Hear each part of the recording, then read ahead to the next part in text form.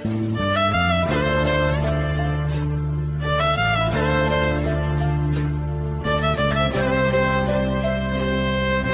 Morning বন্ধুরা, আনসিমামি ভ্লগে তোমাদের সবাইকে স্বাগত। বন্ধুরা, তোমরা কেমন আছো? আশা করছি ভালোই আছো, আর আমরাও মোটামুটি আছি। তো কয়েকদিন ধরে তো তোমাদের ভিডিও দিচ্ছি না, কারণ আমার শরীরটা খুবই খারাপ। তোমাদের তো বলেছিলাম লাস্ট ভিডিওতে যে আমার জ্বর এসেছে। তো জ্বরটা না এখনও কমেনি, আর শরীর দিন যাচ্ছে আর দুর্বল হয়ে পড়ছে। মানে এতটাই দুর্বল না, এই একটা জামা কাপড় তাই ভাঁজ করতে হাত পা মানে ভেঙে চুরে নিয়ে আসছে, হাঁটতে পারছি না ঠিক মতো। মানে অনেক প্রবলেমের মধ্যে দিয়ে আছি, সেই জন্যে ভিডিও আর করছি না। মানে ভিডিও করতে মানে শরীরে জোর পাচ্ছি না।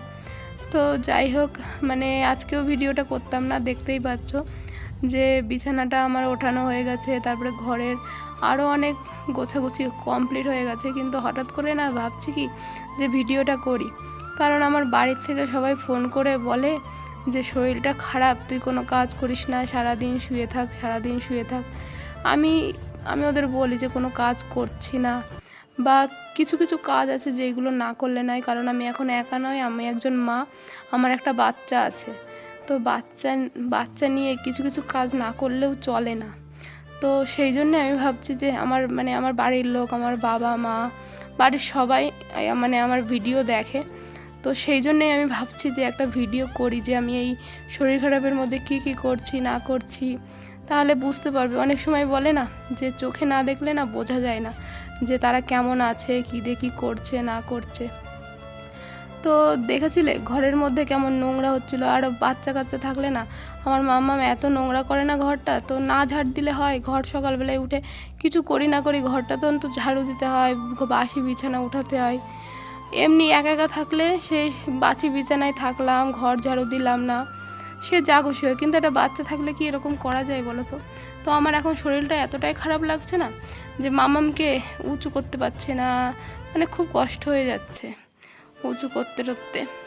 তো যাই হোক, এই হঠাৎ করে আমি ঘরটা ঝাড়ু দিয়ে বাইরে ঝাড়ু দিতে যাব, তখনই মাম্মাম হঠাৎ করে দোলনা থেকে চেঁচাচ্ছিল যে আমি পটি করব। তারপরে মাম্মাম পটি না করে হিসু করেই একাই উঠে যেতে চাইলো। তারপরে দেখো আমি বাথরুমে যেতে যেতে মাম্মাম দেখো ঘর থেকে দরজা দিয়ে বাইরে বেরিয়ে গেল। আর তারপরে দেখো আমি আসলাম যে বাইরে ঝাড়ুটা দিয়ে নেব। তো মাম্মাম তো ওইদিকে চলে গেছে। আমার না এখন না শরীরে তাকাত পাচ্ছি না, অন্য কাজ কি করব? মাম্মামের পিছনে টাইম দেবো, বা মাম্মামকে একটুখানি ঠিকঠাক করে মাম্মামকে সামলাবো, আমার সেই শরীরে সেই তাকাতটাই নেই। তোমরা হয়তো আমার গলার আওয়াজ শুনে বা কথা শুনে বুঝতেই পারছো যে আমার কথা বলতে একটুখানি কষ্ট হয়ে যাচ্ছে। তো যাই হোক, তারপরে তো কষ্টে মষ্টে আমি ব্রাশ করছি, মামামকেও ব্রাশ করছি। বললাম না আমার আর শরীরে সেরকম জোর নেই যে মামামকেও একটু সামলাবো। তো কোনো মতে তো মামামকে ব্রাশ করালাম। তো এখন বেজে গেছে 9টার বেশি বেজে গেছে, আমি না ঠিক করে ঘড়িটাও দেখিনি, হয়তো 9টাই বেজে গেছে। তো এই দেখো আমার বর এই যে বাইরের থেকে আজকে সকালবেলায় খাবার নিয়ে আসলো, ইডলি নিয়ে এসেছিলো মামামের জন্য আর ওর জন্য, আর আমার জন্য একটা ধোসা নিয়ে এসেছিলো। আর এই দেখো আমি রেডি হয়ে গেছি, কারণ জ্বরটা কমছে না। তো আগের দিন ডাক্তারের কাছে গেছিলাম, ডাক্তার তো নর্মালি ওষুধ দিয়েছিল, তো তার ফলেও জ্বর কমছিল না। তাই বর বলেছিল রেডি হয়ে থাকো, আমরা আজকে ব্লাড টেস্ট করাতে যাব, মানে আমার ব্লাড টেস্ট হবে। তো মামামের মানে ঘরে না, ও মামামকে সকালবেলায় ওটস খাওয়াতাম না, তো আজকে ওটসটাও ফুরিয়ে গেছে। তো সেই জন্য মামামের জন্য আর ওটসটা রান্না করতে পারলাম না। আর এই যে বরের হয়েছে জ্বালা, মামামকে খাইয়ে দিতে হচ্ছে, এদিকে আমারও খাইয়ে দিতে হচ্ছে। আমার না এই জ্বর হয়ে না মুখের রুচিটা কমে গেছে।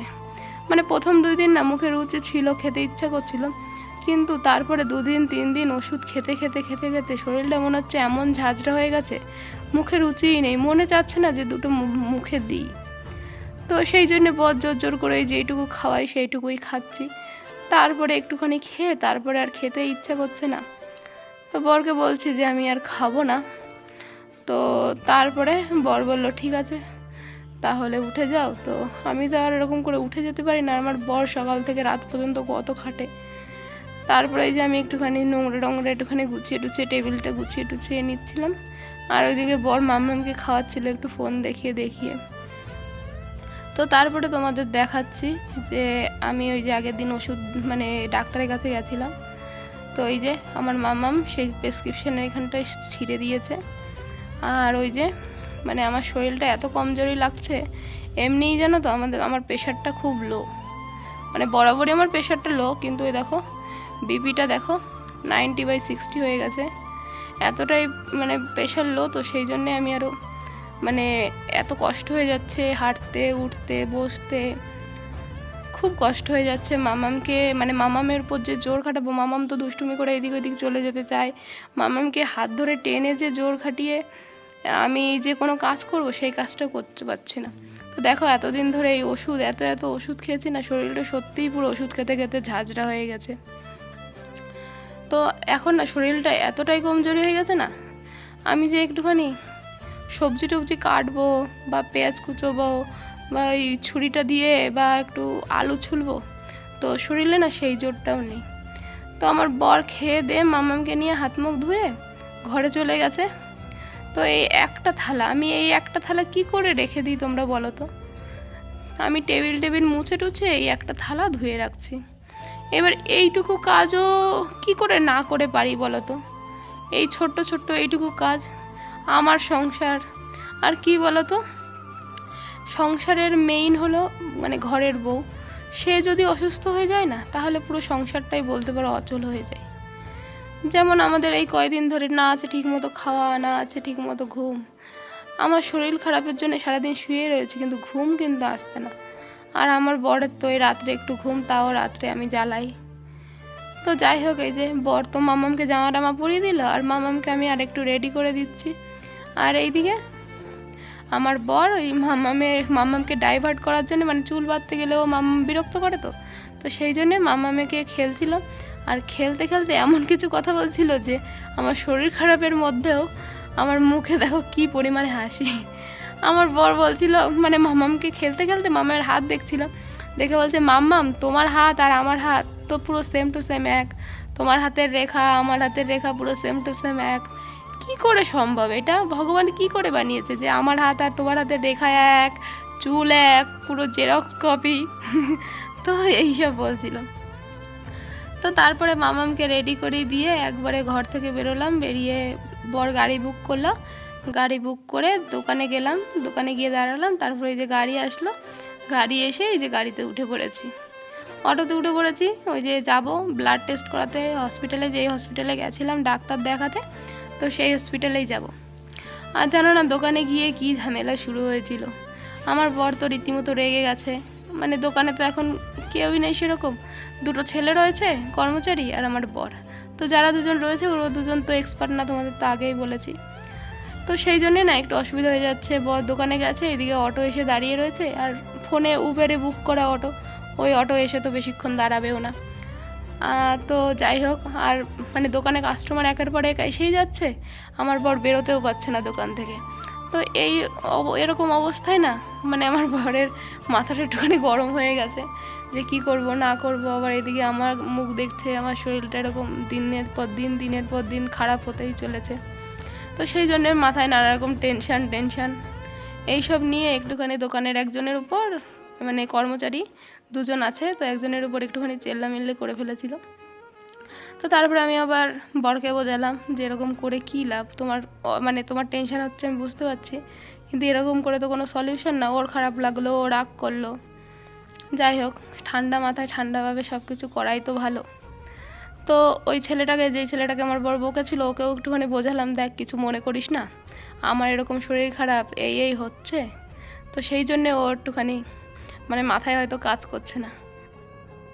তারপরে এই দেখো তোমাদের সাথে কথা বলতে বলতে আমরা এই যে হসপিটালে চলে এসেছি। তো হসপিটালে এখন মামামকে নিয়ে অটো থেকে নেমে গেছি, এবার হসপিটালে ঢুকবো। আর এইদিকে আমার বর দেখো এখানে রিসেপশনে কথা বলছে। আর অনেক সকাল সকাল গেছিলাম, সেই জন্যে সেরকম ভিড়টি ছিল না, কিন্তু আমরা যখন চলে আসবো সেই টাইমে না প্রচুর ভিড় হয়েছিল।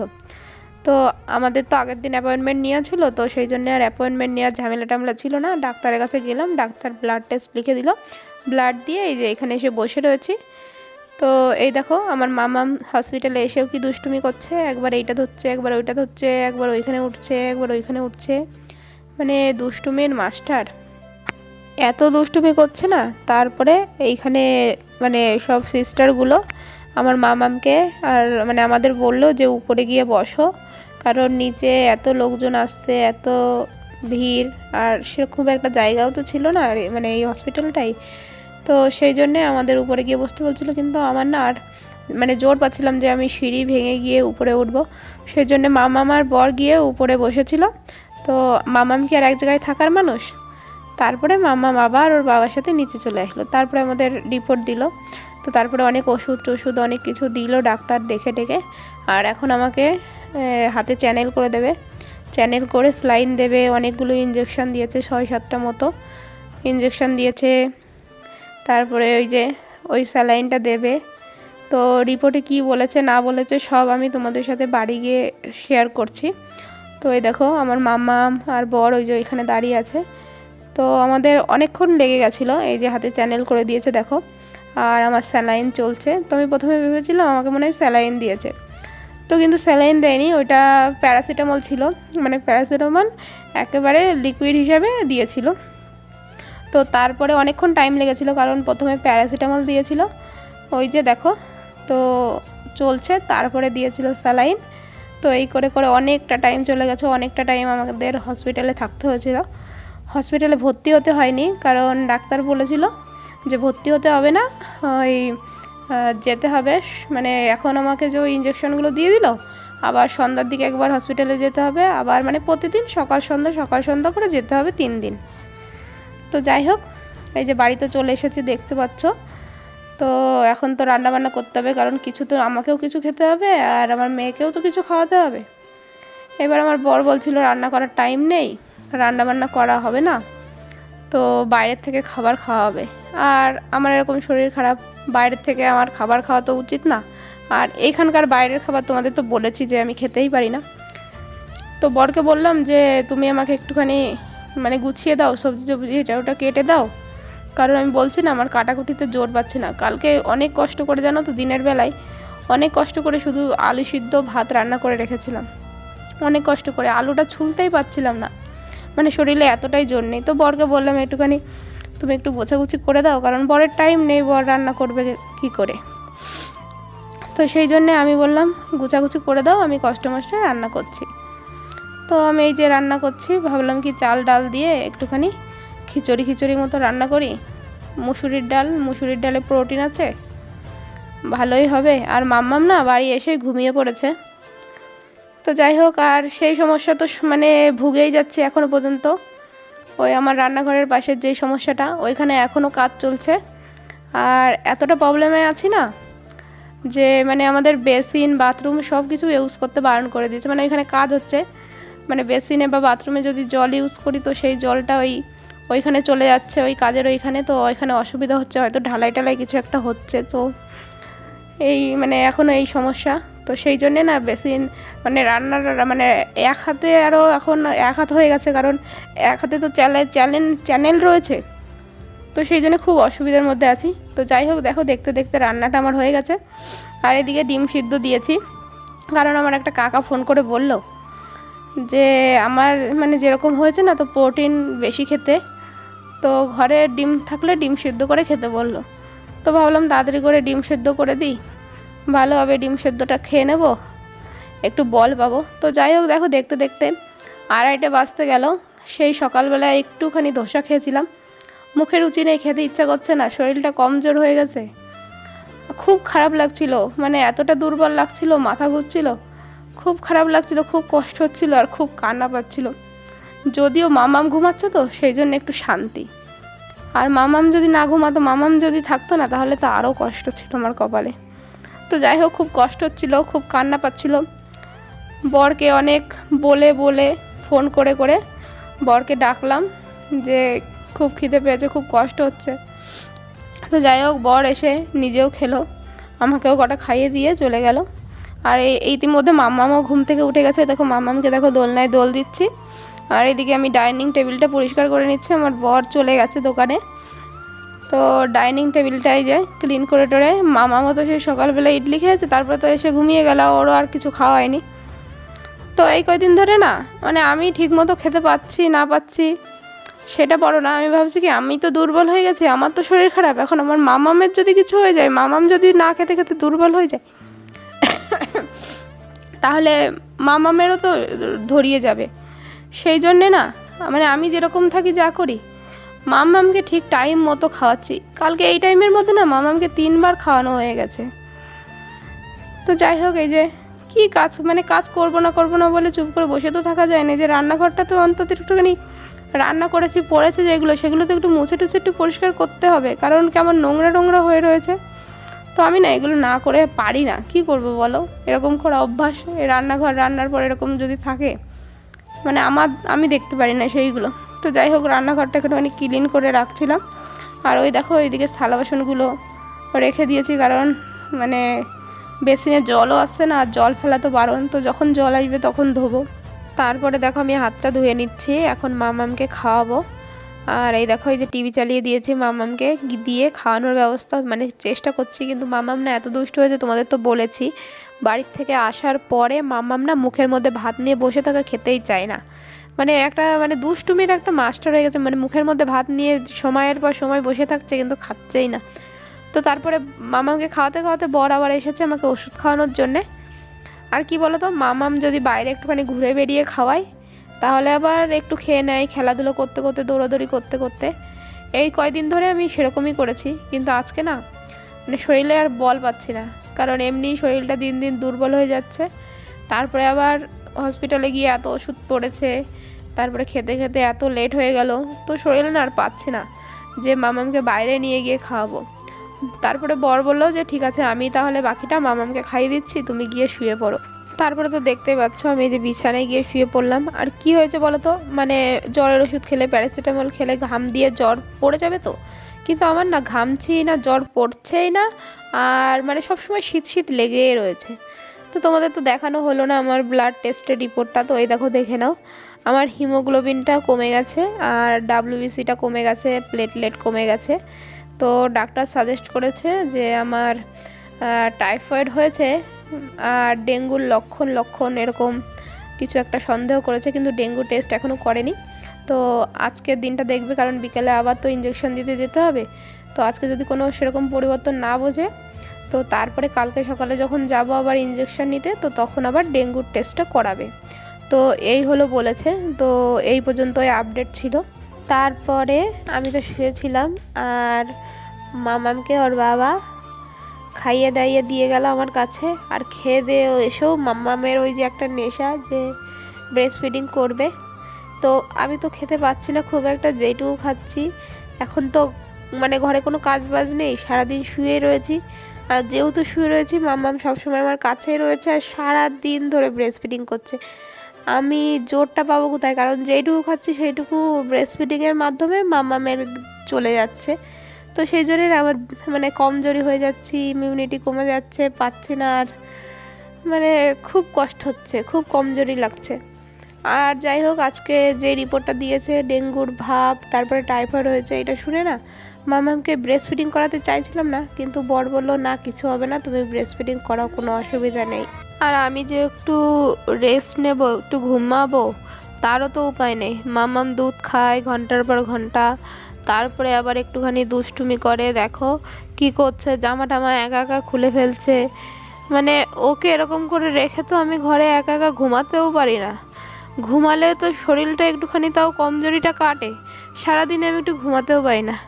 তো মামামকে দেখলাম, মামাম জামা তো খুলেছে, কারণ মামাম ঘেমে যাচ্ছিল, আমি ভাবলাম গরম লাগছে বলে মামাম জামাটা খুলেছে। তারপরে দেখি কি হাগিসটাও খুলতে যাচ্ছে। তারপরে বললাম মামাম কী হয়েছে, হাগিস খুলতে চাইছো কেন? বললো কি যে আমি পটি করবো। তা দেখো এই যে বাইরে এসে মামামকে দেখো বাথরুমের সামনে পটি করাতে বসেছি, আর এই যে আমিও মামামের পাশে বসে রয়েছি। এতটা খারাপ লাগছে না, আমার বসে থাকতেও কষ্ট হচ্ছে, তো তবুও কি করব, কিছু করার আছে, বসে থাকতেই হবে। পটি করতে বসে মামাম দেখো কি দুষ্টুমি করছে, পিছনের যে জুতোগুলো সব জুতোগুলো এদিকে ওইদিকে ছড়িয়ে ফেলেছিল, তো সেইগুলো আমি আবার কাছে নিয়ে এসে জায়গা মতো আবার সাজিয়ে সাজিয়ে রাখছি। আর মনে পড়লো মাম্মাম তো মানে হসপিটাল থেকে আসার পথেই ওই অটোতে বসেই ঘুমিয়ে পড়েছিল। তো সেই জন্য তাড়াতাড়ি করে ওর বাবা শুইয়ে দেবে বলে ঘরের মধ্যে জুতোটা খুলে ফেলেছিল। তো সেই জুতোটা আমি আবার জায়গা মতো এনে রাখছি। আর মামামকে এখন আর জল দিয়ে ওয়াশ করাবো না, কারণ তোমাদের তো বললামই যে বাথরুমটা ইউজ করা বারণ আছে, বাথরুমে জল ফেলা। তো সেই জন্য মামামকে টিস্যু পেপার দিয়েই ক্লিন করে দেবো। আর যেদিন থেকে ওই সমস্যাটা হয়েছে সেই দিন থেকেই আমাদেরও এই সমস্যাটা হচ্ছে যে এই বাথরুম তারপরে বেসিন এইগুলো ইউজ করা বারণ। মানে প্রতিদিন কাজ চলছে আর প্রতিদিন এই পুরো দিনটাই আমাদের এইসব ইউজ করা বারণ। তো আমাকেও মানে আমারও খুব প্রবলেম হচ্ছে। আমাদের আগে যেখানে বাথরুম ছিল তো সেইখানে আমাদের যেতে হচ্ছে বাথরুমে, সারা দিন বাথরুম ইউজ করা বারণ। তো আমি পটিটাও তো সেই জন্য আর ফেলতে পারলাম না, তো সেই জন্য বাথরুমের মতো রেখে দিচ্ছি। যখন কাজটা বন্ধ হবে তখন আবার বাথরুম ইউজ করা যাবে। মামামকে নিয়ে ঘরে গিয়ে বসতে বসতে দেখো ওর বাবা চলে এসেছে। এসে দেখো কত ফল নিয়ে এসেছে, একটা ডিম নিয়ে এসেছে, তারপরে আপেল, বেদানা, ওই দেখিয়ে দেখো কালো আঙুর আছে, এই যে লেবু।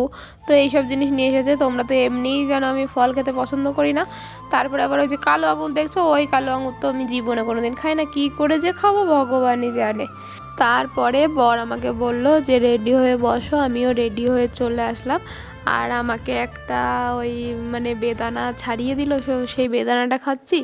আর মাম্মাম বলছিল কি যে ওই কালো কালো আঙুরগুলো খাবে, তো মাম্মামকে কালো কালো আঙুরগুলো দিয়েছে। আর আজকে দিনটা যে কেমন করে চলে গেল বুঝতেই পারলাম না। এই দেখো মানে বিকেল 5টা 5:30টার মতো বেজে গেছে। তো রেডি হয়েছি কারণ হলো মানে ওই ইসে যাব, হসপিটালে যাব, আবার এই যে বিকেলবেলার ইঞ্জেকশনটা নেওয়া আছে। তো আজকেও না সেই অবস্থা, কারণ মানে সেই অবস্থা বলতে সকালের মতো অবস্থা। সকালে যেরকম ওই বসেই ছিলাম কতক্ষণ দোকানে, মানে টাইমই হচ্ছিল না যাওয়ার পর দোকানে কাস্টমার সামলে বেরোতেই পারছিল না, এখনও সেই অবস্থাই হলো। তো পুরো 1 ঘন্টা 1.5 ঘন্টা প্রায় দোকানেই বসে থাকতে হয়েছে। আর আমার চুলের অবস্থাটা দেখেছো, এই এক হাত দিয়ে চুলটা আঁচড়াতেও পারিনি, চুলটা যেরকম ছিল সেরকমই রয়েছে। আমার বর যে আমাকে একটুখানি চুল টুল বেঁধে বা চুল টুল আঁচড়ে দেবে, আমার বরের আবার ওই সব আসে না। তো তো এই যে অটো এসেছিলো, অটোতে উঠে পড়লাম। আর আজকে না রাস্তায় সন্ধ্যের টাইম, তো আজকে না রাস্তায় এতটা ভিড় ছিল কি যে বলবো। তো তারপরে দেখো আমরা হসপিটালে চলে এসেছি। আর আমার বর ফার্মেসি থেকে ইঞ্জেকশনগুলো নিয়ে নিয়েছে। এখন আমাকে ইঞ্জেকশন দেবে, স্যালাইন দেবে। তো কি বলো তো, সকালবেলায় 7-8টা ইঞ্জেকশন দিয়েছে, স্যালাইন দিয়েছে। এখন যে আবার কতগুলো দেবে ভগবান জানে। দেখো কতগুলো ইঞ্জেকশন দিয়েছে। তো যাই হোক, আমি বাড়ির থেকে ভেবে এসেছি যে আজকে ডক্টরের কাছে এখন এসেছি জিজ্ঞাসা করব যে মাম্মামকে কি ব্রেস্ট ফিডিং করাতে পারবো এই অবস্থায়, কারণ মাম্মাম যে ব্রেস্ট ফিডিং করার পাগল। আর বাচ্চা মানুষ তো আগে থেকে জিজ্ঞাসা করে রাখলে, এইসব জিনিসগুলো জিজ্ঞাসা করে রাখলে ভালোই হয়। তো আমি ডাক্তারকে জিজ্ঞাসা করেছিলাম, ডাক্তার বলেছে কি কোনো অসুবিধা নেই, মাম্মামকে ব্রেস্ট ফিডিং করাতে পারবো। তো যাই হোক, এখান থেকে বেরোতেই আমাদের রাত 9টার বেশি বেজে গেছিলো। তো আমি ভেবেছি কি যে বাড়ি গিয়ে কটা সিদ্ধ মিদ্ধ রান্না করব, কি আর রান্না করব। তো যা মানে এইখান থেকে বাড়ি যাওয়ার পরে না শরীরটা আর পাচ্ছিল না, আর মনে হচ্ছিল না দুটো ভাত বসাই। আর শরীরটা এত কমজোরি হয়ে গেছিলো এই ইঞ্জেকশনের পর ইঞ্জেকশন পড়তে। তো সেই জন্যে বরকে বলেছিলাম, বর বলছে কি বাইরে থেকে খাবার আনাবো। বরকে বোঝালাম যে আমার তো এখন আর বাইরের খাবার খাওয়া ভালো হবে না। আর ঘরে পেঁপে ছিল, বললাম পেঁপে সিদ্ধ ভাত রান্না করো, ভালো হবে। তো বর বলল কি যে মানে পেঁপে সিদ্ধ রান্না করতে গেলে পেঁপে আবার প্রেশার কুকারে আলাদা করে সিদ্ধ করো, তারপরে আবার ভাত আবার আলাদা রান্না করো, তার থেকে ওই আবার সেই প্রেশার কুকারের মধ্যে চাল ডাল দিয়ে আবার সেই রাত্রে আবার খিচুড়ি খেতে হবে, আবার খিচুড়ি রান্না করলো বর। তো যাই হোক, আজকের ব্লগটা এখানেই শেষ করছি।